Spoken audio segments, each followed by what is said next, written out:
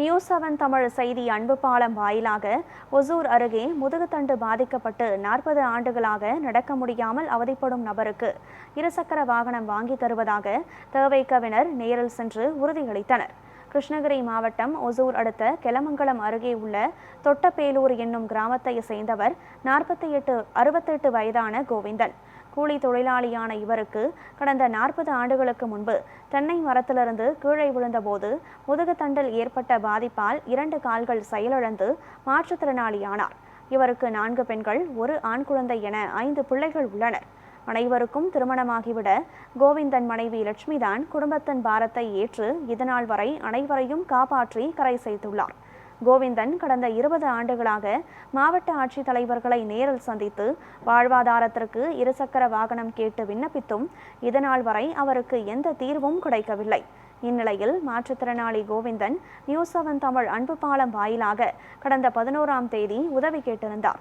நியூஸ்7 தமிழின் அன்பு பாலம் செய்தி எதிரொலியால் கிருஷ்ணகிரி மேற்கு மாவட்ட தவேக மேற்கு மாவட்ட செயற்குழு உறுப்பினர் பிரதீப் மற்றும் அவரது குழுவினர் கோவிந்தனை நேரில் சந்தித்து 1 மாதத்திற்கான உணவுப் பொருட்களை வாங்கி கொடுத்தனர்.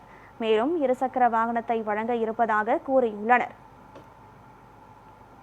நான் 40 ஆண்டு தவம் இருந்து பல முறை இந்த கூட்டி 4 சக்கர வாகனத்துக்கு கேட்டு நான் எத்தனையோ முறை மனு கொடுத்து அதெல்லாம் நிராகரிக்கப்பட்டு அதெல்லாம் எனக்கு வர முடியாத பட்சத்தில் அன்பு பாலம் மூலியமாக நான் இந்த பேட்டியை நான் கொடுத்துருந்தேன்.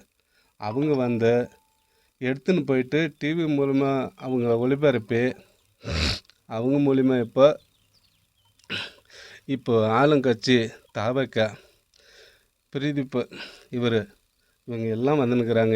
எனக்கு உதவி பண்ணலாம் அப்படின்னு சொல்லிட்டு எனக்கு தேவையான மளிகை பொருள் எல்லாம் வாங்கினேன். உனக்கு தேவையான பொருளெல்லாம் நாங்கள் கொண்டு வந்து கொடுத்துன்னுக்குறோங்க. உங்களுக்கு எல்லா உதவியும் நாங்கள் செய்கிறோங்க, நீ கேட்டதை செய்கிறோம் அப்படின்னு சொல்லிட்டு வந்து இன்றைக்கி பேசினுக்கிறாங்க.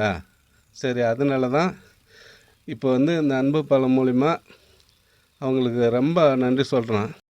அதாவது காலையில் எழுந்த உடனே நியூஸ்7 சேனல் பார்த்தோம். இந்த மாதிரி அந்த ஊரில் வந்துட்டு அவருக்கு 40 வருஷமாக மனு கொடுத்துருக்கேன், பட் எந்த ஒரு ஹெல்ப்பும் இல்லைன்ற மாதிரி சொன்னாங்க. சரி, பார்த்த உடனே மனசு கேட்கல. அதனால் உடனே டீம் கிட்ட எல்லார்கிட்டையும் சொன்னேன். அவங்களும் உடனடியாக வாங்க போகலாம் அப்படின்னு சொல்லிட்டு இமீடியட்டாக கிளம்பி எல்லோரும் வந்தோம்.